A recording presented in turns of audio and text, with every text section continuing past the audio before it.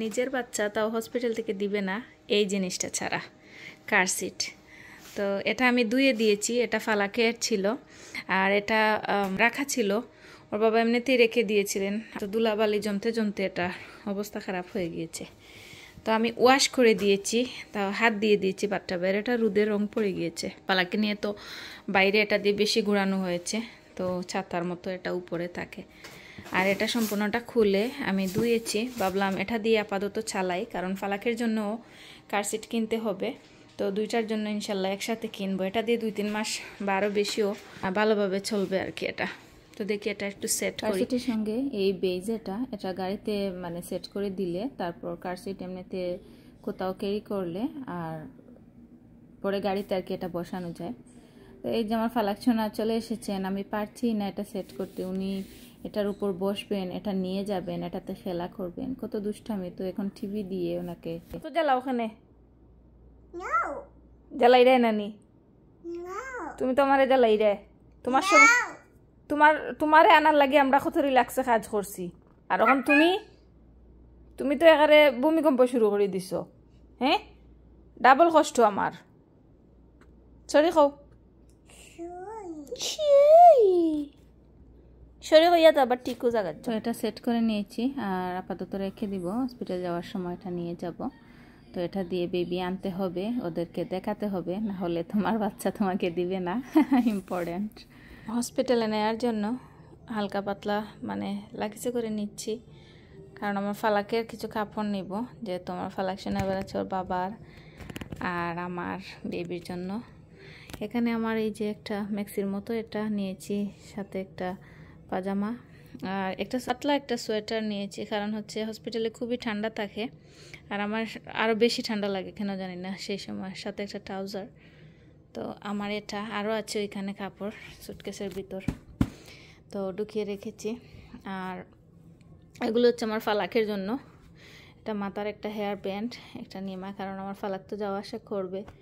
তো কাপড় চোপড় তো আমি এমনিতেই সাথে ক্যারি করি কোথাও গেলে, আর হসপিটাল তো নিবই, কারণ ওর বাবা সবসময় যে দেখে শুনে নিতে পারবেন আমি সেই প্রেশার দিব না। আর হচ্ছে বেবির জন্য আমি সবগুলো দেখাবো না, এটা সোয়াডল, এটা নিয়ে যাচ্ছি। আর এটা ফালাকের ছিল টুপি, আমি ফালাকের টুপিটা নিচ্ছি। হাতে ভিতরে মিঠেন আছে, এই সোয়াডলটা অনেক সুন্দর।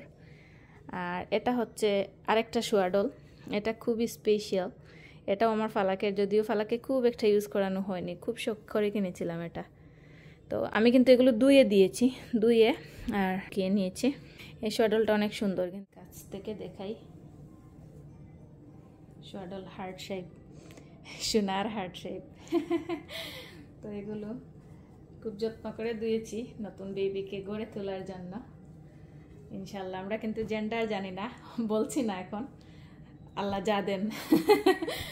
আর এটা দেখাই, এটা বেবির জন্য নিচ্ছি একটা টুপি, এটাও আমি ধুয়ে দিয়েছি, কারণ নতুন নিউ বর্ন তো। এটা তো ছেলে মেয়ে সবাই পড়তে পারে, মানে ছেলের জন্য মেয়ের জন্য। এটাতে লেখা আছে যে ওয়েলকাম টু দ্য ওয়ার্ল্ড। এটা নিয়ে যাচ্ছি, ধুয়ে দিয়েছি। আর এখানে নিয়েছি বেবির জন্য যে নেম প্লেট, যেটা আর কি হ্যালো ওয়ার্ল্ড আসার পর নাম, কত তারিখ, ওয়েট, লেন্থ, মানে সব কিছু আর কি। আর এটা হচ্ছে ফুটপ্রিন্ট গড়ে আছে কিন্তু ফ্রেম নেই, তো এটার সাথে এটা ছিল তাই আমি অর্ডার করে দিয়েছিলাম। তো ফ্রেম হয়তো বা পরে বানাবো ইনশাল্লাহ। তো এটাও নিয়ে যাব। আর আমাদের এটার ভিতরে কিছু টয়লেট্রিজ আছে, এটা নিব। ওয়ান টাইম ব্রাশ নিচ্ছি কয়েকটা, কারণ একবার ব্রাশ করে ফেলে দিব এগুলো। এটার ভিতরেও হেয়ার ব্রাশ আছে, একটা ছোটো নিয়েছি। এটা আমার কিছু টুকটাক জিনিস হিসাবের, আর বেবির আরও কিছু টুকটাক আছে, সেগুলো নিচ্ছি। এই দুইটা প্যাকেটের মধ্যেও বেবির কিছু টুকটাক জিনিস আছে, আরও সোয়াডল আছে একটু ডিজাইনের ফটোগ্রাফির জন্য। এখানে আমি একটা ড্রেস নিচ্ছি, আসার সময় যাতে পরে আসতে পারি, বা যদি ফটো তুলি আর কি। আল্লাহ যদি বাঁচিয়ে রাখেন আমাকে, সব কিছু ঠিকঠাক থাকে, দোয়া করবেন আমার জন্য। আল্লাহ জানি না কি হয়। এই বালিশটা হচ্ছে বেবি ফিডিং পিলো, তো এটা খুবই কাজের একটা বালিশ। এটা নিচ্ছি, এটা ফালাকের সময় নিয়েছিলাম, তো এবার শুধু এই কাভারটা নিয়েছি, কারণ এটার কাভারটা একটু পুরনো হয়ে গেছে আর তেমন সুন্দর না। দেখলাম যে পশু পাখির ছবি দেয় আর কি, তো পশু পাখির ছবি তো যতটুকু সম্ভব মানে এড়িয়ে চলা ভালো, ফেরেশতারা আসে না বাচ্চাদের কাছে। তো এই আর কি, এই কাভারটা অনেক সুন্দর, তো এটা নিয়েছি, এটা হসপিটাল নিয়ে যাব ইনশাল্লাহ। এইবার আর এত জিনিস ক্যারি করছি না, হসপিটাল নিয়ে যাচ্ছি না, কারণ হচ্ছে প্রথমবার যেহেতু গিয়েছিলাম আমরা ফালাকের সময়, তো না জেনে অনেক কিছুই নিয়েছি যেগুলো লাগেইনি। তো বাসায় এমনিতে ডাইপার বেবির সব কিছু এনে রেখে দিয়েছি, পরে লাগলে ওর বাবা নিয়ে যাবেন। 15 মিনিটের ড্রাইভ আমাদের হসপিটাল থেকে বাসা। আর এমনিতেই বেবির বা নিজেরও যা কিছু লাগে হসপিটাল থেকে ওরা সব কিছু দেয়, তো সেজন্য আর মানে নিচ্ছে না আর কি।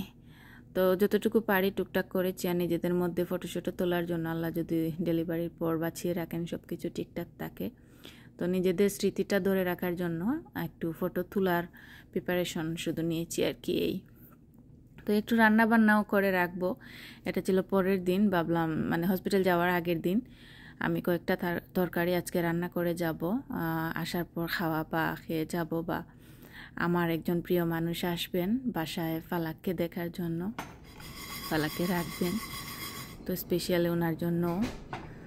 তো এই তো এখন টুকটাক কাজগুলো গুছাচ্ছি, রান্নাবান্না শুরু করে দিচ্ছি। পেঁয়াজ কেটে ব্লেন্ড করেছি, আর দেখলাম যে ভাজা জিরা শেষ হয়ে গিয়েছে। আমার আবার ভাজা জিরা না থাকলে মানে রেডিমেড যে জিরার গুঁড়া, এটা দিয়ে রান্না করতে ভালো লাগে না, তো কিছু আস্ত জিরাকেও আমি ব্লেন্ড করব, গুঁড়া করব, সেজন্য ভেজে নিচ্ছি। আর এদিকে মাছ মাংস এগুলো আর কি একটু রান্না করছি। 2 রকমের সরিষার পোস্ত যেটা ব্লেন্ড করেছি একটু পানি দিয়ে, তারপর এটাকে ছেঁকে নিয়েছি, মানে এতে কোনো দানা নেই, এমনিতে সম্পূর্ণটা আছে। আর এখানে মৃগেল মাছ নিয়েছি, এটা দিয়ে হালকা শুধু হলুদ আর লবণ দিয়ে ভেজেছি। মাছ দিয়ে সরিষার এই তরকারিটা সম্পূর্ণ আলাদাভাবে একটু রান্না করব, দেখি ইনশাল্লাহ। পালাক সোনা এই যে ঘুমিয়ে গিয়েছেন এখানে, খুবই সুন্দর পরিবেশ। উনিই কিন্তু এটা তৈরি করেছেন, আমি না। তো ম্যাট্রেস আমরা এখানে বিছিয়েছি মাঝে মধ্যে, যাতে এখানে একটু শোয়া হয়, কারণ লাগবে এখন। আর ফালাক এখন কি করে যে ডাইপার খুলে ফেলতে চায়, প্যান্ট না থাকলেও ডাইপার খুলে এখানে সেখানে ফেলে দেয়, এই হয়েছে আরেকটা জ্বালা আমার। তো এই যে ঘুমিয়ে গিয়েছে, বিছানা নিয়ে যাওয়ার সুযোগ নেই, তাই ছেড়ে দিয়েছি। এখানে সরিষার তেল দিয়েছিলাম, সরিষার তেলের মধ্যে হলুদ আর লবণ দিয়েছি, আর তারপর বাটা পেঁয়াজকে হালকা ভেজেছি, রসুনও দিয়েছি, কারণ আমি ব্লেন্ডে রসুন দিইনি, তবে কাঁচামরিচ দিয়েছিলাম। তো মশলাটা কষিয়ে আর সরিষার পেস্ট রেখেছিলাম ব্লেন্ড করে, সেটা দিয়ে দিয়েছি। এটাকে একটু কষিয়ে তারপর মাছটা দিয়ে দিব। এটা কষিয়ে তারপর আমি এখানে একটু জল দিয়েছি, জলটা অনেকক্ষণ জাল হয়েছে, তারপরে আরও জল রয়েছে, এখন আমি মাছ দিয়ে দিব, কারণ হচ্ছে আরও জল টেনে যাবে, তো মাছও যাতে সিদ্ধ হয়ে যায়। ভাজা আছে এমনিতে, তারপরও ভালো করে মশলা ঢুকবে আর মাছটাও সিদ্ধ হয়ে যাবে, এখন শুধু একটু জাল হবে। সবগুলো রান্না আলহামদুলিল্লাহ শেষ করেছি, 3টা বাজে।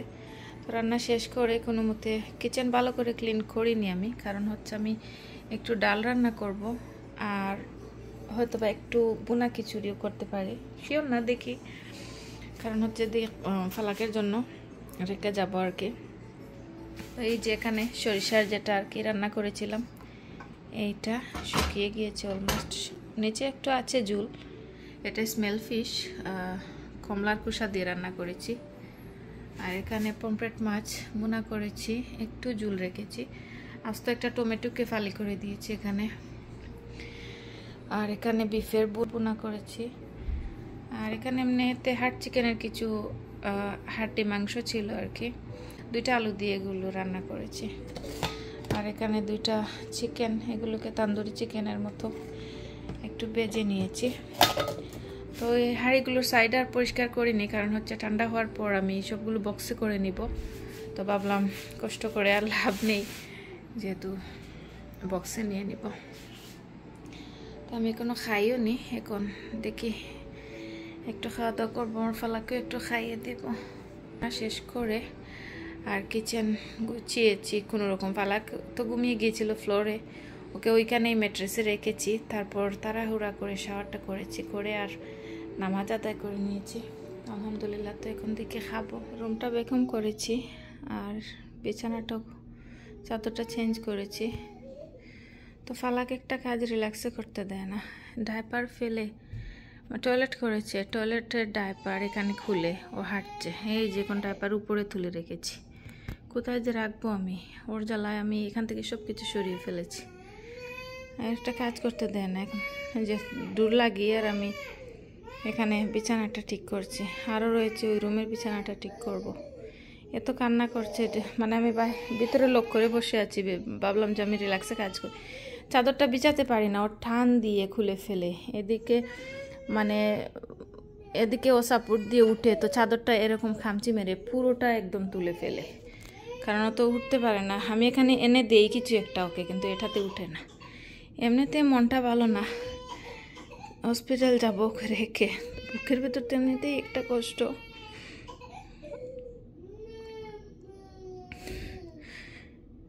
তার উপর তো আছেই, মানে ওকে ছাড়া তো আমি তো আর থাকতে পারতে হবে, কিন্তু ও যে কি করবে আমাকে ছাড়া, একটা মুহূর্ত থাকতে চায় না। হাঞ্চনি মামা লাগি। হ্যাঁ মামা, তুমি দুষ্টামি কেন করো?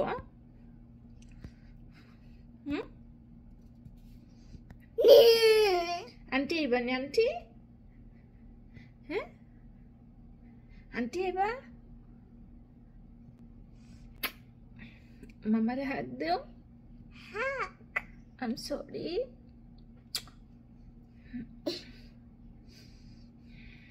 I love you, my baby. তো ফাইনালি বড় কুস্তি মুস্তি করে, অনেক যুদ্ধ করে এই রুমটা গুছিয়েছি। এই রুমের তো অবস্থা খুবই খারাপ ছিল, ওর সব টয়গুলো ফেলে। তো সব টয় অবশ্যই বাস্কেটে ভরে এই ক্লোজেটের ভিতরে রেখে দিই, ওকে দেই এভরিডে বের করে খেলা করার পর, অথবা রাত্রে শাওয়ারে যাওয়ার আগে গুছিয়ে ফেলি। তো এই যে, আর এখানে ম্যাট্রেসটা বিছানোর কারণ হলো অনেক সময় মানে ফালাকের বাবার একটু ঘুম কম হয়, দেখা যায় ফালাক ঘুমায় না বা চিল্লাচিল্লি করে, ওই রুমে অবশ্যই থাকা হয় না। তো এখন যেহেতু লাগবে বেবিকে নিয়ে আসার পরও, তো এখানে এমনিতে রেখেছি। এক সময় ফালাককে নিয়ে আমিও শুতে পারবো, বা উনিও শুতে পারবেন, বা উনি একাও শুতে পারবেন, সেজন্য। আর এই সোফাটাকে এদিকে এনে রেখেছি ম্যাট্রেসের জন্য। এখানে খাবার দিয়েছি। এই যে উনি এখন শান্ত হয়ে বসেছেন, টিভি দেখলে উনি পুরো সুস্থ। আর এই যে প্রতিটা ওয়ালে রং পেন্সিল দিয়ে, কোথায় যে পায় এগুলো, একদিন দিয়েছিলাম, কিন্তু যে ও এটাকেই পেপার ভেবে পুরো গোটটাকে আঁকাবে সেটা ভাবিনি কখনো। এই রুমটাও গুছিয়েছি, এখানে বিছানা করা। তো আমার কিছু গেস্টও আসবেন, ওনাদের জন্য বিছানা করে রেখেছি। এদিকটা বেডরুমও তো গুছিয়েছি, এই আর কি। তো আল্লাহ জানেন শেষটা না রক্ষা হয়। ফালাক আজকে মানে সারাটা দিন ধরে একা থাকছেই না, আমাকে মানে এই যে এখানে বসে আছে, আমি এই রুমে আসলেই চিৎকার করে কান্না করে চলে আসে আমাকে খুঁজে। মানে এটা শুনলে আরও বেশি কান্না চলে আসে যে ও কালকে কী করবে। আমার খুব কষ্ট হচ্ছে, আমি বোঝাতে পারবো না।